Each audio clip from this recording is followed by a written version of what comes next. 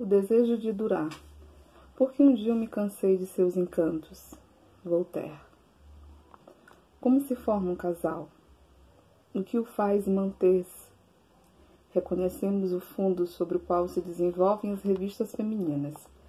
Suas colunas se dividem entre as formas de sedução e as receitas da duração, isto é, entre as páginas de beleza e as fichas de cozinha, pois é preciso poupar a leitora e não correr o risco de superestimá-la.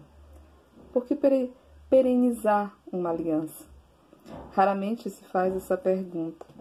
Se o projeto é submeter um homem primeiramente pelo sexo, em seguida pela boca, não é um projeto honroso. A questão a respeito de como se mantém um casal ganharia muito se apresentada mais seriamente. Todas as jovens mulheres pensam nisso ao ver um casal idoso. Em certo ponto, deve parecer improvável que a atração sexual seja a base do relacionamento.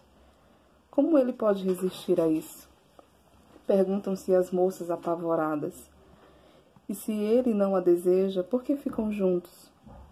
A longevidade é verdadeiramente um valor ou uma realidade na falta de melhor definição?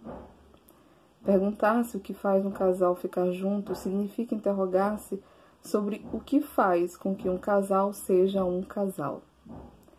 Ora, a definição é difícil porque as aparências enganam, especialmente o morar junto, que tomamos como uma condição, embora seja antes um efeito e nunca uma garantia. A sociologia americana, que gosta dos acrônimos, batizou de LAT, morando juntos à distância, os casais que não dividem o mesmo teto. Antes desse avanço da ciência, não era impossível notar que alguns vivem juntos com todas as aparências da conjugalidade, embora um abismo os separe. Ou ao contrário, indivíduos separados há anos podem continuar agindo como casal. Essa capacidade é, no mais das vezes, invisível. Nós a percebemos por ocasião de acontecimentos graves. A infelicidade provoca reuniões inesperadas, atos de solidariedade ou de apoio incondicionais.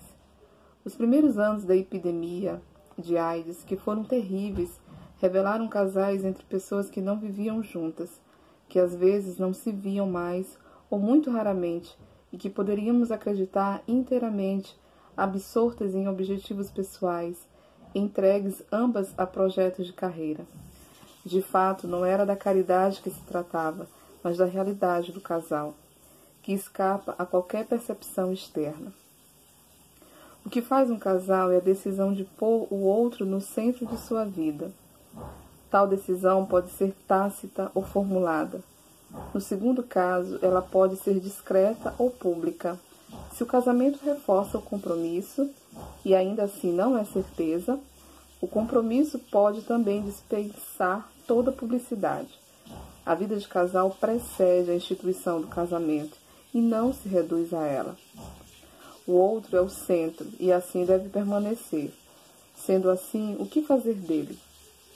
A resposta pela vida sexual também prevalece hoje em dia. Um casal, casado ou não, se define pela pressuposição social de uma vida sexual comum. De fato, com o passar do tempo, essa suposição se torna cada vez menos plausível e cada vez menos natural, a não ser que se considerem fatos naturais a cirurgia e o Viagra. A insistência sobre a vida sexual se baseia na promoção do orgasmo tão incessante quanto estranho, pois se existe um fenômeno físico que pode dispensar publicidade, ele é certamente o prazer sexual. Evidentemente, o orgasmo é indexui. Proust observa que a pergunta "eu dormi" significa que dormimos, pois no estado de vigília ninguém jamais a faz. O contrário é verdadeiro para o orgasmo. Para cada mulher que se pergunta "eu gozei", é preciso responder que não, pois do contrário ela não se faria essa pergunta. Sem dúvida, é preciso aceitar a pornografia contemporânea como uma reação ao moralismo anterior. Isso não deve nos cegar. Fugir do sofrimento e procurar o prazer não são condutas novas, mas reações naturais, que sempre existiram, e não é por causa delas que somos modernos. Somos modernos pela tolerância das opiniões contrárias, pela prática da exatidão e pelos conhecimentos científicos, quando não pelo respeito desses conhecimentos. O desejo, em sua veemência, invade inutilmente a consciência, não é típico da modernidade. Ele é atual, humano, não é especialmente moderno. É verdade que nossa sociedade, longe de reprimir esses movimentos espontâneos, se compraz em sublinhá-los como nenhuma sociedade anterior o fez. Para a surpresa de outros povos, nós dissimulamos a agonia e exibimos o orgasmo. A pornografia está à disposição de todos. A agonia, que por muito tempo foi o momento em que se descobria o sentido de uma vida, é cuidadosamente escondida dos olhares, atrás dos muros do hospital e das práticas anestésicas. Não drogar um moribundo nos parecia inumano. Como lembrou Mitchell Serres, a moralidade estrita das épocas anteriores deve ser inscrita em nosso contexto, o de uma experiência corporal infinitamente mais rude, em que os sofrimentos eram frequentes em comparação com os que nós temos de suportar hoje. A condenação do prazer, que nos surpreende e nos choca, ganha sentido nesse cenário de calamidade. Até os progressos da medicina no século XIX, a tarefa moral era fazer os homens resistentes aos males inevitáveis. Sustine. Que outra mensagem dirigia aos homens antes da descoberta da anestesia? O clássico silêncio sobre a vida sexual não equivale à sua supressão. Ele parte do princípio de que não é útil prescrever aos homens o que eles jamais deixarão de descobrir e praticar.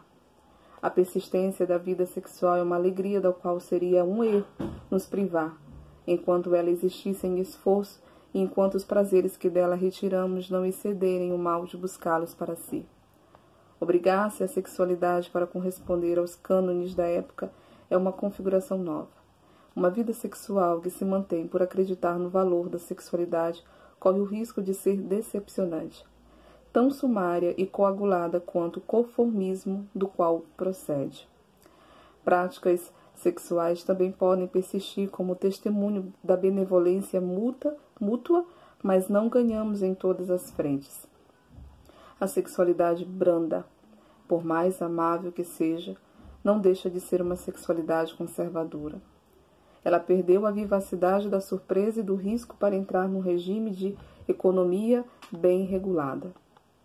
A atração é o que forma o casal, mas o que faz manter-se não é a sexualidade a qualquer preço.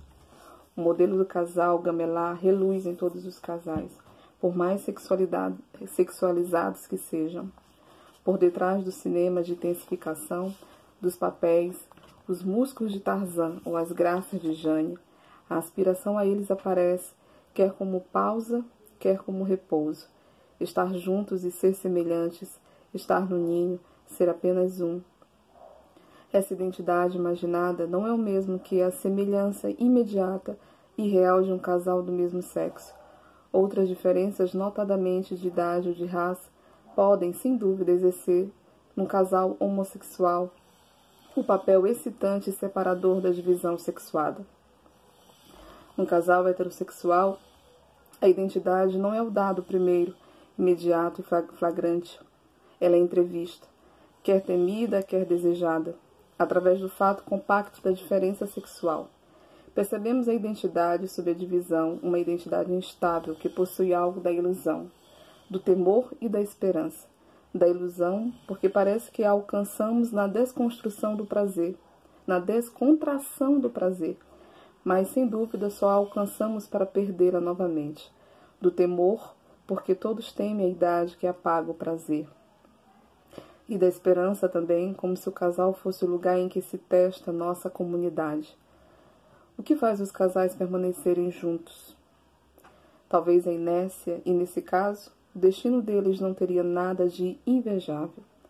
Ou talvez um desejo que temos dificuldade de explicar, pois ele não provém nem da libido sind, nem o esforço prático de manter uma vida sexual contra tudo e contra todos, nem o projeto teórico de um conhecimento sempre mais completo do outro oferecem resposta para a pergunta inicial.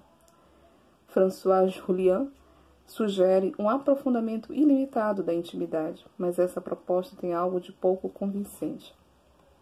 Tememos a tarefa. Quem poderia desejar que outro chegue a conhecê-lo melhor do que ele se conhece a si mesmo?